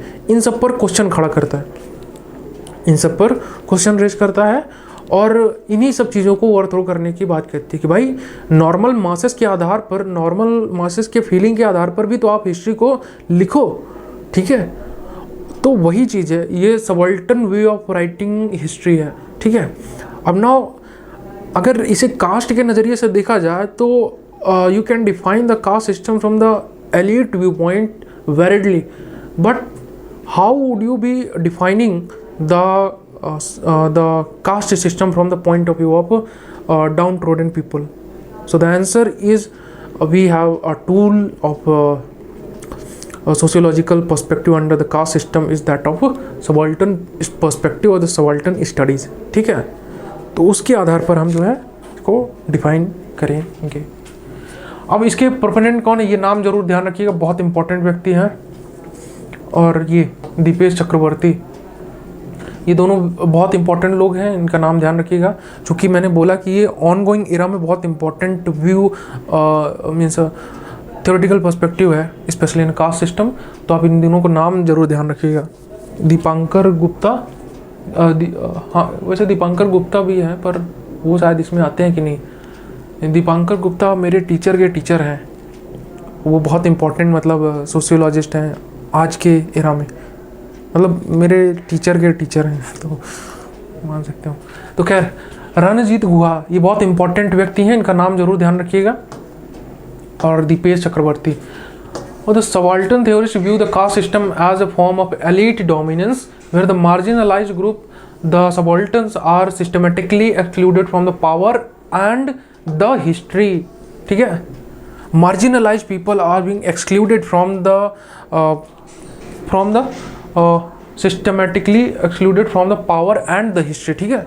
तो उनकी जो है चीज़ों को एक प्रकार से समझना, उनके व्यू पॉइंट से हिस्ट्री को जानना समझना, और उनके व्यू पॉइंट से कास्ट सिस्टम को देखना कि कैसा मतलब आखिर कास्ट सिस्टम में मतलब जो प्रिविलेंट चीज़ें हैं कैसे हैं, और वो कैसे एक दूसरे से इंटरप्ले करती हैं, उनका क्या जो है रोल एंड किस हिसाब से डोमिनेंस ऑपरेशन रहता है, उन चीज़ों को समझना ही सबाल्टर्न पर्सपेक्टिव कहलाता है। Dalit oral histories and the cultural expression are often sidelined in the mainstream historical narratives. Example दिया है, ठीक है। दलित ओरल हिस्ट्रीज, दलितों की जो ओरल जो हिस्ट्रीज रहती हैं, and the cultural expression are often sidelined, ठीक है, in mainstream historical narratives, ठीक है। सिंपल सा चीज़ लिखा हुआ है, वही चीज़ इधर भी है। दलितों के मौखिक इतिहास और सांस्कृतिक अभिव्यक्तियों को अक्सर मुख्य धारा के ऐतिहासिक आख्यानों में दरकिनार कर दिया जाता है, ठीक है। Post structuralist approach, post structuralist approach क्या है? Nicholas Dirk. शुरुआत, अब याद कीजिए, शुरुआत में मैंने आपको एक थ्योरी बताई थी, एक कॉन्सेप्ट बताया था, जहाँ पे मैंने कहा था कि कास्ट सिस्टम असल में कुछ नहीं है। इसका ओरिजिनेशन कहाँ से आया? जब अंग्रेज़ भारत में आए और उन्होंने जो है अलग अलग सेक्शन में डिवाइड किया, उसके बाद से जो है कास्ट का ओरिजिनेशन स्टार्ट हुआ, वहीं से धारणा स्टार्ट हुई। तो ये पोस्ट स्ट्रक्चरलिस्ट व्यू पॉइंट है, थ्योरी पॉइंट है, ठीक है।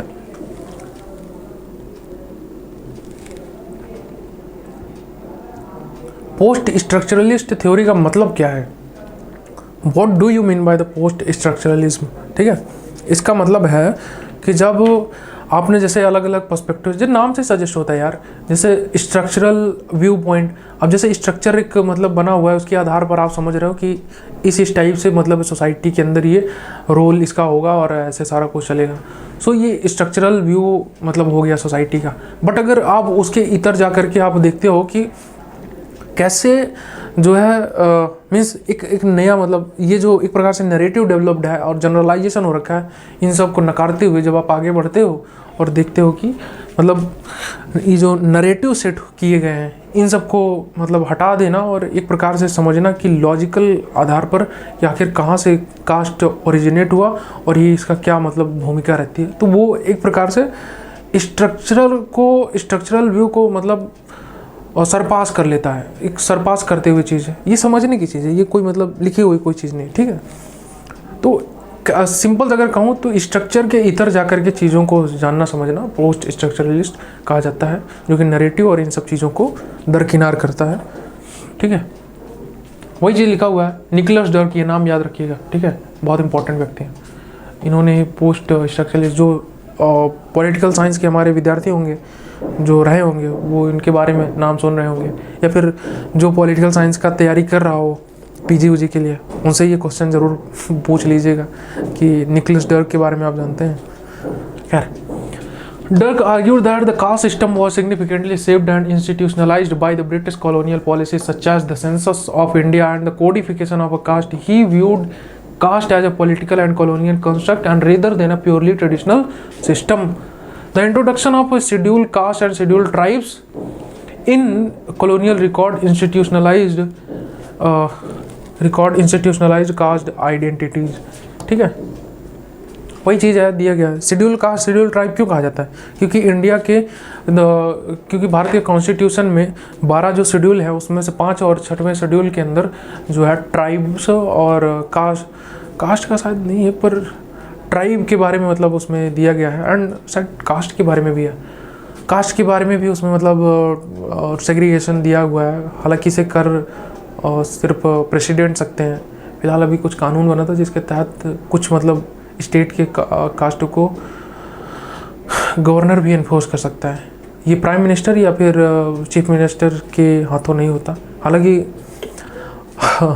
डी फैक्टो करते वही हैं, तो ठीक है।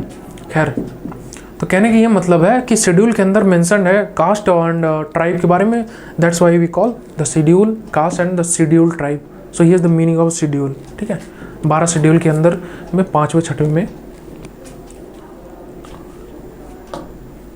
आगे बढ़ते हैं। Anomic theory, what do you mean by anomic theory. देखो, जब एमाइल दरखाइम को हम डिटेल में पढ़ेंगे तब हम जानेंगे एनॉमी होता क्या है।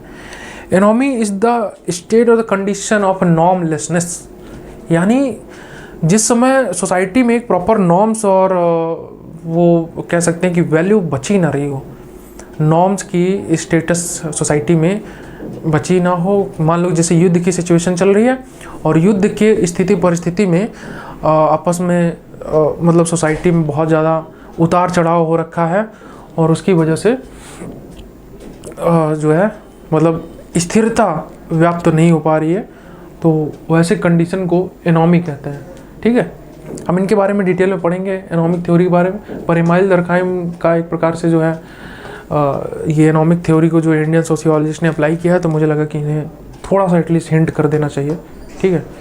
एनॉमी और the normlessness can occur when traditional caste norms break down due to the modernisation और अर्बनाइजेशन। इसमें कई चीज़ें हैं, हालांकि यहाँ पे मॉडर्नाइजेशन एंड अर्बनाइजेशन ही दिया है, और भी बहुत सारी चीज़ें हैं, globalisation, industrialisation, modernisation, urbanisation, Islamisation, profitisation, Hinduisation, बहुत सारी ऐसी मतलब टर्म्स है। ये मैं नहीं बता रहा हूँ, ये मतलब है भाई, ठीक है। अब जैसे एग्जांपल के तौर पर यहाँ पे example, intercaste tension in urban area where caste norms are less rigid but still influence housing और the marriages choices. Intercaste tension in urban area जो है the caste norms are less rigid but still influence housing और marriage choices. जैसे आपने पढ़ा होगा एक अगर आप इकोनॉमिक्स के स्टूडेंट रहे तो एक टर्म होता है the behavioural economics. What do you mean by the behavioural economics. अब सिंपल सा एक चीज़ होता है भाई, ये तो माइक्रो इकोनॉमिक्स होता है या macro economics? What is the behavioural economics? Micro economics के अंदर आप छोटी सी चीज़ों को पढ़ते हैं, मतलब छोटे लेवल की मतलब चीज़ों को पढ़ते हैं। How do individual pertains under the transaction process of money, ठीक है, doesn't matter in the form of online और द कैश, ओके। सो दूसरा, जैसे ये पहला हो गया कि माइक्रो लेवल पर एक आदमी कैसे आदान प्रदान करता है पैसे वैसे का, कैसे पैसे के इकॉनमी के फ्लो में मतलब पार्ट लेता है। दूसरा होता है मैक्रो लेवल पर, अगर वही इंडिविजुअल की जगह आप पूरे देश को रख दें, एक पूरे इंडस्ट्री को रख दें, एक पूरे बड़े लेवल के सोसाइटी को रख दें, तो मैक्रो लेवल की स्ट्रक्चर को होगा। वहाँ पे इंफ्रास्ट्रक्चर, इंडस्ट्री और बजट, इनकम, सब चीज़ों को इंक्लूड करते हैं मैक्रो लेवल की, ठीक है, वहाँ पे इकोनॉमिक इन्फ्लो को। और तीसरा जो होता है बिहेवियरल इकोनॉमिक्स। बिहेवियरल इकोनॉमिक्स के अंदर आप जो है आपका बिहेवियर किस हिसाब से जो है इकोनॉमिक इनफ्लो या आउटफ्लो को जो है इन्फ्लुएंस करता है, इस पर इस चीज़ को जो है बिहेवियरल इकोनॉमिक्स पढ़ता है। जैसे क्या आपके टूथपेस्ट में नमक है? अगर आपके टूथपेस्ट में नमक है तो आप लीजिए ये वाला मंजन। अब आपको तो घर पे बैठकर आप देख रहे हैं कि भाई मेरे वाले टूथपेस्ट में नमक है या नहीं, मैंने तो नहीं देखा। अब आपने सोचा चलो यार नमक वाला मंजन एक बार ट्राई कर लेते हैं, तो आप गए वो नमक और हल्दी, नीम, चंदन, ये सब वाला नमक वाला जो है आप ख़रीद के ले आए मंजन और उसको इस्तेमाल किया। अब उसमें है या नहीं ये अलग बात है, आपने इस्तेमाल किया, भाई यार नमक तो पता नहीं चल रहा लेकिन मज़ा आ रहा है करने में इसको, चलो ठीक है आज से यही वाला मंजन इस्तेमाल। सो आपको इन्फ्लुएंस किया गया, आपके बिहेवियर को एक प्रकार से जो है मीन्स उस ऐड के थ्रू एक चेंज किया गया। तो ये क्या हुआ, यहाँ पे आपकी जो है इकोनॉमिक चॉइसेस आपके इनकम पे, आपके पास कितना पैसा बचा है उस पर डिपेंड नहीं किया, आपके पास जो है इकोनॉमिक स्ट्रेन किस हिसाब से है वो उस पर डिपेंड नहीं किया, है ना, इन सब चीज़ों पर डिपेंड नहीं किया। जो स्टेबल चीज़ हो, डिमांड पर वो नहीं हुआ, परंतु आपका जो है मीन्स चॉइस इस पर आधार हुआ कि आपके जो है टूथपेस्ट में नमक है या नहीं। तो वो बिहेवियर को इम्पैक्ट किया ना ये इकॉनमी, तो इसको जो है बिहेवियरल इकोनॉमिक्स कहा जाता है।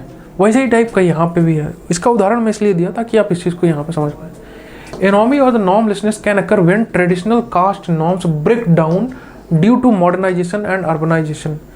इकोनॉमिक सिचुएशन एक प्रकार से ऐसी होती है जहाँ पे ट्रेडिशनल नॉर्म्स एंड ये सब चीज़ों को, जैसे गांव का व्यक्ति अगर शहर में जाकर के रहता है तो बहुत सारे वहाँ के गांव के नियम कानून इन सब को जो है उल्लंघना करता है और उन सब चीज़ों को फॉलो नहीं करता है, लेकिन फिर भी कहीं ना कहीं उसके माइंड में ज़रूर ये मतलब घर किए हुए रहता है कि भाई ये ब्राह्मण व्यक्ति है तो ये तो मस्त आदमी ही होगा। मतलब उदाहरण की अगर ये मतलब शूद्र जैसे है तो अपने मतलब उसमें का है, मतलब अपने साथ का ही आदमी है तो ये एकदम बढ़िया आदमी होगा, इसी के साथ मेरी दोस्ती अच्छी हो सकती है। तो ये एक प्रकार की धारणा आप में आ जाती है और यही जो धारणा होती है वो इकोनॉमिक उसमें आता है, ठीक है। तो मतलब ये इकोनॉमिक थ्योरी को जो है ये आत्मसात करता है, ये इकोनॉमिक थ्योरी नहीं है, ठीक है, इकोनॉमिक पर्सपेक्टिव है। जैसे ये सिंपल सा इसी उदाहरण को आप पढ़ेंगे तो आप समझ जाओगे। Intercaste tensions in urban areas where caste norms are less rigid still influence housing और द मैरिजेस चॉइसेस, ठीक है। हिंदी में वही पढ़ लो, ठीक है, सिंपल है।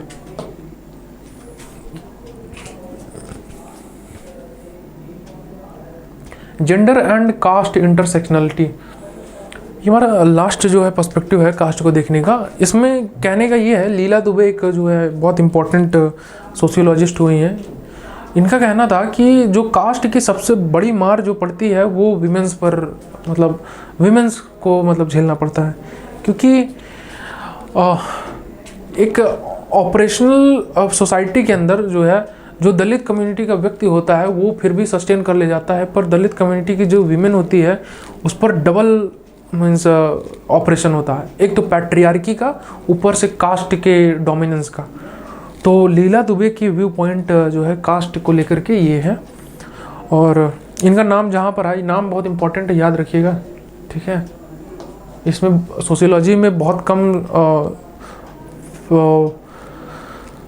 फीमेल सोशियोलॉजिस्ट हुई हैं, उनमें से लीला दुबे शुरुआत के कुछ मतलब इम्पॉर्टेंट थिंकर्स में है, तो इनका नाम जरूर ध्यान रखिएगा, ठीक है। Dube highlighted how the caste and gender intersect with women bearing and the dual burden of caste operation and patriarchy, bearing the dual burden of caste operation and patriarchy. तो ये बहुत इंपॉर्टेंट चीज़ है, वही मैं जो आपको बता रहा था। जैसे Dalit women often face higher level of violence and discrimination compare to the Dalit men and the upper caste women, समझ रहे हो। तो अपर कास्ट की वीमेन जो होती है उन पर एक अलग प्रकार का ऑपरेशन होता है, उन पर जो है सारे नियम कानून और पता नहीं क्या क्या 50 प्रकार के व्रत, ये वो मतलब सब कुछ। भाई देखो, आपकी अपनी श्रद्धा है, उस चीज़ को आप फॉलो कर सकते हैं, no matter, no problem. But अगर वो चीज़ रिजिड हो जा रही है और आपको ज़बरदस्ती फॉलो करने के लिए कहा जा रहा है, तो वो सोसाइटी के जो एक मतलब कह सकते हैं कि ऑपरेशनल पार्ट है, उसके अंदर ये काउंट होता है। तो ये गलत चीज़ है। अब वही जो चीज़ है, अगर दलित कम्युनिटी में चले जाएं, तो दलित जो वर्ग के मेंस हैं वो मतलब एक अलग प्रकार के ऑपरेशन को झेलते हैं। उनको न तो समाज में इज्जत उस हिसाब से दी जाती है जो कि वो डिज़र्व करते हैं, और ना ही उनको जो है प्रॉपर तरीके से वेल्थ और बाकी चीज़ों को मतलब उनको सोसाइटी में प्रायोरिटाइज किया जाता है। तो एक वो हो गया, और दूसरा उनकी जो मतलब वाइफ होती हैं, उनकी जो वाइफ स्पाउसेस जो उनकी होती है, तो वो क्या मतलब उन पर डबल प्रकार का जो है, एक तो सबसे पहला उनको मतलब आप ये भी देखेंगे कि जो दलित कम्युनिटी के जो मतलब मेल होते हैं वो ज़्यादा लेवल के मतलब अग्रेशन में रहते हैं, क्योंकि वो ऑपरेशन को डे टू डे लाइफ में बहुत ज़्यादा झेल रहे होते हैं। तो वो और ज़्यादा ऑपरेसिव होकर के फीमेल पर ही पूरा डोमिनेंस शो करते हैं, जो कि बहुत गलत है। तो वही है इसमें बताने का प्रयास किया, और इसी चीज़ को बहुत गजब तरीके से जो है एनालाइज किया है लीला दुबे ने, जेंडर एंड कास्ट इंटरसेक्शनलिटी। मतलब जेंडर और कास्ट के जो है कैसे ये एक दूसरे को मतलब डिटेल्ड तरीके से कैसे ये हैम्पर करते हैं, और कितना ज़्यादा मतलब प्रॉब्लम झेलना पड़ता है उनको। तो इस चीज़ के बारे में किसने मतलब पढ़ा था? लीला दुबे। क्वेश्चन बन के आ सकता है कि जेंडर एंड कास्ट के इंटरसेक्शनल पर्सपेक्टिव को किसने पढ़ा है? सो द आंसर इज लीला दुबे, ठीक है। तो ये चीज़ें थी, आई डोंट थिंक इसके आगे कुछ है। ओके, तो यही है यहाँ तक। और आज हमने जाना कि कास्ट के थ्योरेटिकल पर्सपेक्टिव क्या क्या चीज़ है, और कैसे जो है ये सोसाइटी में बने हुए हैं, इनका क्या रोल है, कैसे ये कास्ट को समझने में हमको मदद करते हैं। कुछ एक दो कॉन्सेप्ट भी जाना, और कास्ट के व्यू पॉइंट को हमने समझा। कास्ट को ये हमने बस थ्योरेटिकल पर्सपेक्टिव जाना। अब डिटेल में कास्ट को हम थोड़ा सा और पढ़ेंगे, जहाँ पे अलग अलग कास्ट के डेट्रीमेंट्स, अलग अलग थिंकर्स ने क्या कहा, और कास्ट ट्राइब में क्या अंतर है, कास्ट क्लास में क्या अंतर है, बाकी चीज़ों को हम डिटेल में समझेंगे जब हमारा कास्ट एज ए टॉपिक हम पिक करेंगे, ठीक है। तो आज ये थ्योरेटिकल पर्सपेक्टिव वाला चीज़ है। जो भी वन लाइनर और बाकी चीज़ें आपको इंपॉर्टेंट लगी हो, प्लीज़ उन्हें नोट कीजिए, उनके बारे में पढ़िए, उनको जो है अच्छे से ध्यान रखिए, क्योंकि ये एग्ज़ाम में जितने सारा कुछ मैं बता रहा हूँ, ये सारे कुछ जो है CVT PG के पॉइंट ऑफ व्यू से हैं, काफ़ी इंपॉर्टेंट है। धीरे धीरे कंटेंट का लोड अब और बढ़ेगा, और आपको और ज़्यादा मेहनत करने की आवश्यकता होगी। और हम तो हैं ही आपके साथ और भी चीज़ों को डिस्कस करने के लिए, ठीक है। जितना भी मतलब आपको कंटेंट एनरिचमेंट की ज़रूरत होगी, और जितना मतलब एग्ज़ाम में अच्छे से अच्छा क्रैक करने के लिए चीज़ें चाहिए होंगी, हम दोनों मिलकर के उस चीज़ में मेहनत करेंगे। और मुझे उम्मीद है कि आप अच्छे से अच्छा परफॉर्म करेंगे। बस मोटिवेशन हाई रखिए और पढ़ते रहिए। फिर मिलते हैं किसी नए लेक्चर में एक नए टॉपिक और नए एनर्जी के साथ। तब तक के लिए बहुत बहुत धन्यवाद, और पढ़ते रहिए। मिलते हैं फिर। Okay, thank you.